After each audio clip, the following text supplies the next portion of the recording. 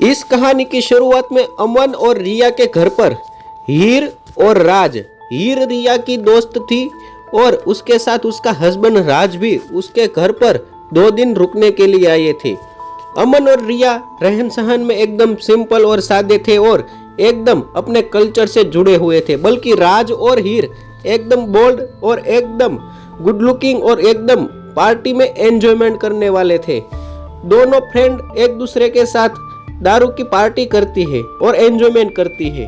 तब राज पूछ लेता है अमन से कि तुमने आज तक क्या सबसे एक्साइटमेंट वाला काम किया है। तो अमन कहते हैं कि हम पिछली बार महाबलेश्वर गए थे, तब हमने बंजी जंपिंग की थी। तो राज कहते हैं कि ऐसे नहीं, एकदम फुल एक्साइटमेंट वाला बताओ। तो तभी रिया कहती है कि हम पिछली बार जब गोवा गए थे तो वहाँ के रिजॉर्ट से हमने स्ट्रॉबेरी चुरा के खाई थी। तो हीर कहते कि ऐसा नहीं है, तुम खुल के जो हम खुल के पार्टी करते हैं उसके बारे में बताओ। तो रिया कहती है कि तुम बताओ तुमने क्या किया था। तो हीर कहते कि हमने थ्रीसम किया था। तो रिया कहती कि क्या फेंक रहे हो कुछ भी।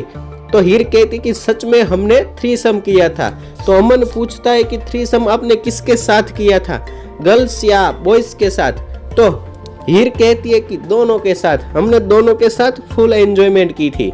तभी वो यहाँ पार्टी खत्म करते खाना खाने के लिए चले जाते हैं चारों के चारों।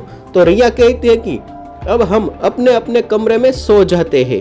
तो राज कहता है कि कोई बात नहीं, चलिए हम सो जाते हैं।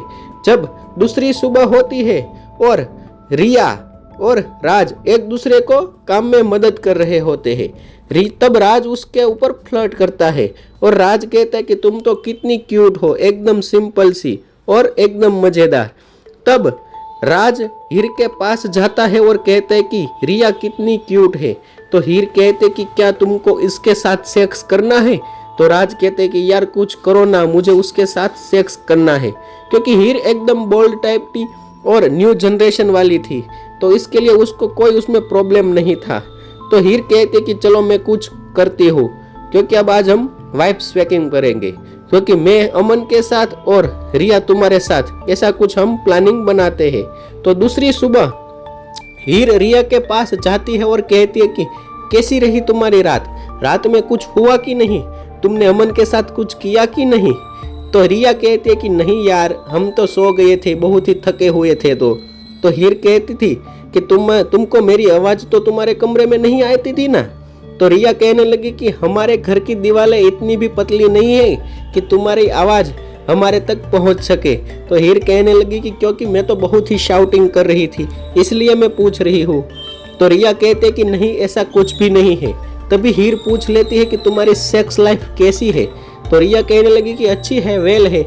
तब हीर कह देती है कि तुमको राज के साथ कुछ करना हो तो मुझे कोई प्रॉब्लम नहीं है। तो रिया कहने लगी कि क्या तुम बोल रही हो। तो हीर कहने लगी कि हाँ, मैं बहुत ही बोल्ड और खुले विचारों वाली हूँ, इसीलिए तुमको राज के साथ कुछ करना है तो मुझे कोई भी प्रॉब्लम नहीं है। तभी राज अमन के पास चला जाता है और अमन को कहने लगता है कि क्या कर रहे हो अमन। तो अमन कहने लगा कि कुछ नहीं, मैं सिर्फ बैठा हुआ हूँ। तो राज उसके ऊपर प्रस्ताव रख देता है कि आज शाम हम वाइफ स्वैपिंग करें, क्योंकि कल तो हम चले जाने वाले हैं। तो अमन गुस्सा हो जाता है और राज को मारने की कोशिश करने लगता है। और तभी अमन कहने लगा कि तुम ऐसी बात कैसे कर रहे हो। तो राज कहने लगा कि मुझे पता है कि कल तुम मेरी वाइफ हीर को देख रहे थे, तुमको उसके साथ सेक्स करना है तो मुझे कोई दिक्कत नहीं है। तो अमन ठंडा हो जाता है और रात को कुछ करने के लिए वो तुरंत रिया के पास चला जाता है और कहने लगता है कि आज शाम हम वाइफ स्वैपिंग कर सकते हैं। तो उसी शाम दोनों वाइफ स्वैपिंग करने के लिए तैयार हो गए। तो अमन और हीर एक दूसरे के साथ सेक्स कर रहे थे और रिया और राज एक दूसरे के साथ सेक्स कर रहे थे। जब हीर ने अमन को छुआ और थोड़ी देर रोमांस किया तो अमन का तुरंत काम खत्म हो जाता है और दूसरी तरफ रिया और राज पूरी रात सेक्स करते हैं।